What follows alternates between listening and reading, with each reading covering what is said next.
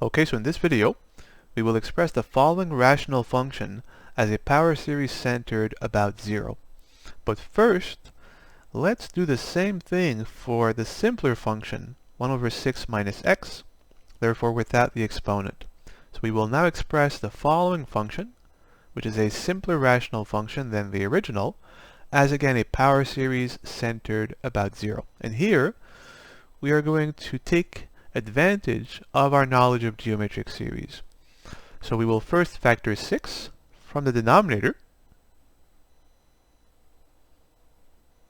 Doing so yields the following.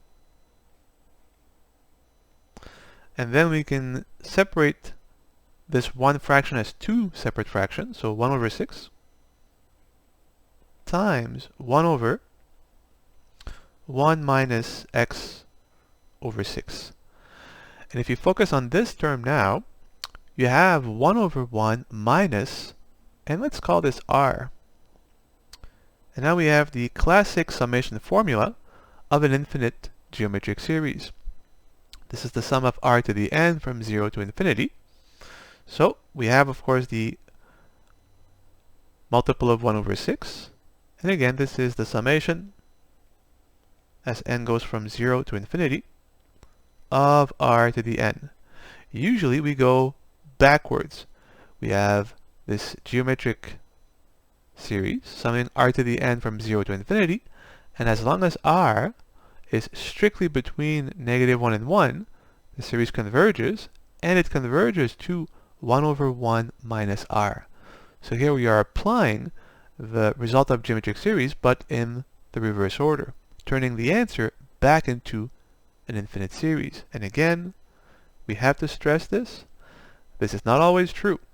It's only true if r is strictly between -1 and 1. Well, let's now replace r by x over 6. So we have 1 over 6, the summation from 0 to infinity of r to the n, so x over 6 to the n. We can tweak this a little bit. So on the numerator we have x to the n over 6 to the n, and the 1 over 6 here is a constant multiple. So we can bring this into the summation and have 1 over 6 times 1 over 6 to the n, which gives us 1 over 6 to the n plus 1. So we now have expressed the initial simpler rational function as a power series centered at 0, as x to the n is clearly x minus 0 to the n. Of course, we ask, well, when is the equality between the initial function and its power series true? Well, it's true if r is between -1 and 1, as r is x over 6, multiply across by 6, and so this is true if x is between -6 and 6. Again, you can write it out first without simplifying. Multiply across by 6. So x is between, and again, strictly between -6 and +6.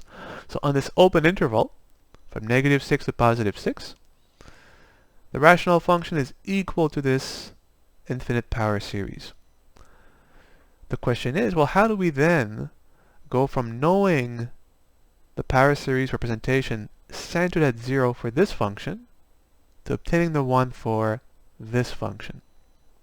Well, you can ask, well, how are these two functions related? And it may become clearer if we eliminate the fraction. So here, bring this up as a 6 minus x to the -2. And this is, of course, 6 minus x to the -1. And so it's the same thing, except the exponent is here 1 less than the initial one. And of course, this can be accomplished using differentiation. So let me rewrite this equality, writing this in exponent form to avoid the fraction. So we have that 6 minus x to the -1, which is 1 over 6 minus x, is equal to this infinite power series. Let me leave a little bit of space here.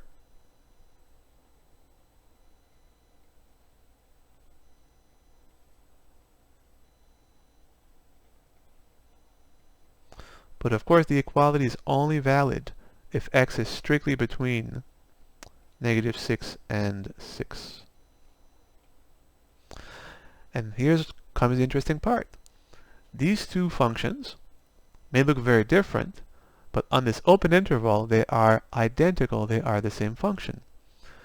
Well, as they are both differentiable, and they are the same function, they have of course the same derivative. So we can differentiate both sides with respect to x. On the left, simple power rule first, so we get -1 times 6 minus x to the -2 by the power rule, but then by the chain rule we have to multiply this by the derivative of what's inside, which is obviously -1. So times -1 equals, and how do we differentiate a power series? Well, the derivative of a sum of powers of x is of course the summation, the series of the individual derivatives. So we can interchange, as we've seen before, the order of the summation and the derivative to take the summation of the individual derivatives.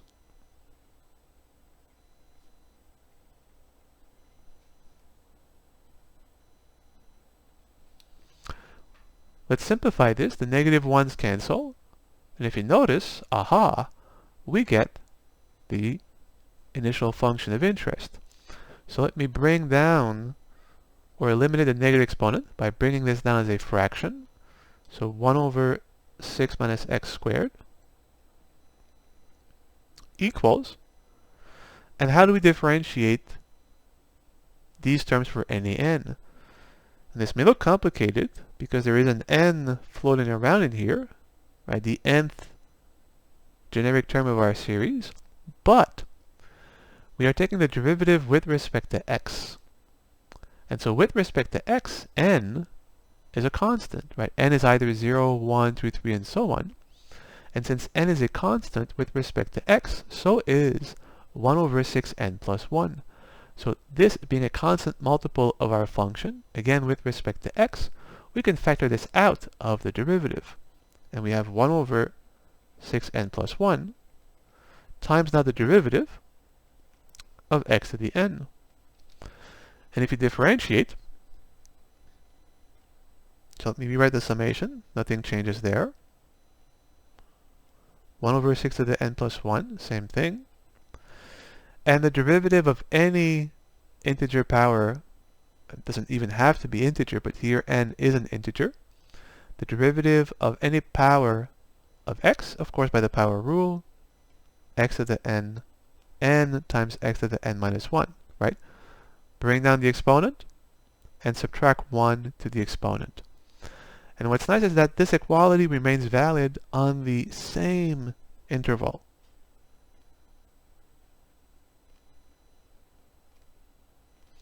And now we have our answer. The initial rational function is equal to the following power series centered at 0. Again, we have here x minus 0 to the n minus 1. This is of course only valid when x is strictly between -6 and 6. The only thing left is to ask, can we clean this up a little bit? Can we simplify our final answer? Again, we have the correct answer here, but can we find a way to make it slightly more elegant? And there are two things we can do here. The first one is simpler, right? If you notice, when n equals 0, that's 1/6. That's x to the minus 1, sure. But then there's this n. And when n is 0, 0 times the other two terms, of course, is equal to 0. So since the first term of our sum is equal to 0, we can drop it. We don't need to start summing at 0. We can sum starting at 1.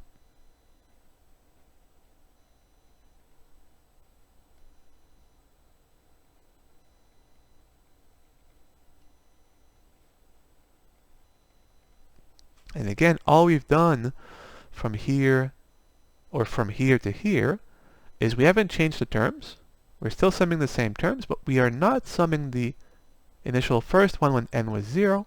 Simply put, when n was 0, the first term is 0. And so if you don't sum 0, you don't miss anything. So these two series are equal. The next step is more interesting. We have this annoying -1 in the exponent.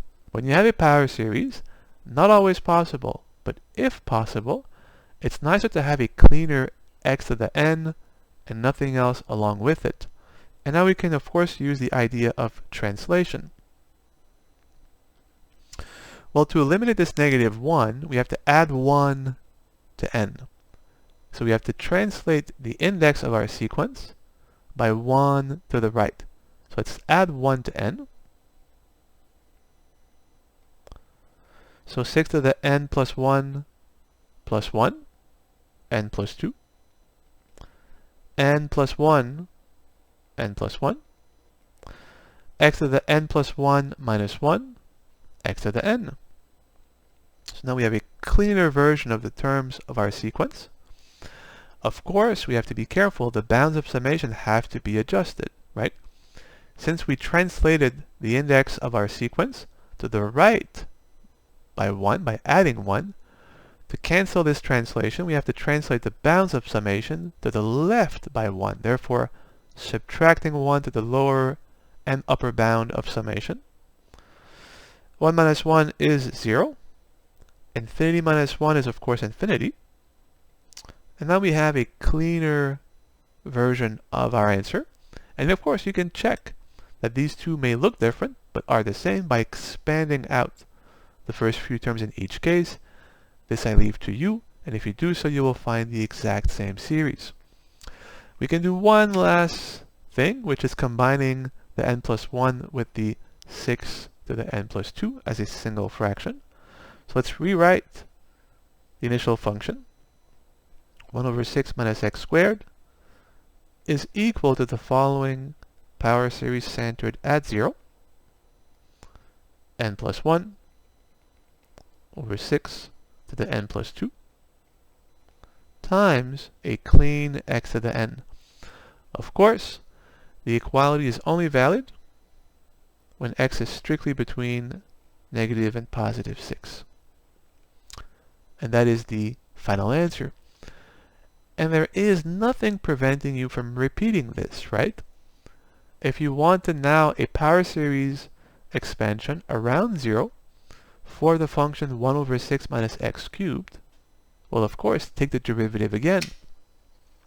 So if you differentiate both sides of this equality in the exact same way where we took the derivative of both sides of the initial equality, you will get the power series for the next power. So going from a power of 1 to a power of 2 with the first derivative. Differentiate both sides, and you'll have here ultimately a way to find the power series centered at 0 for the function 1 over 6 minus x cubed. And you can take as many derivatives as you want to obtain as any positive power of this given function. And that's it.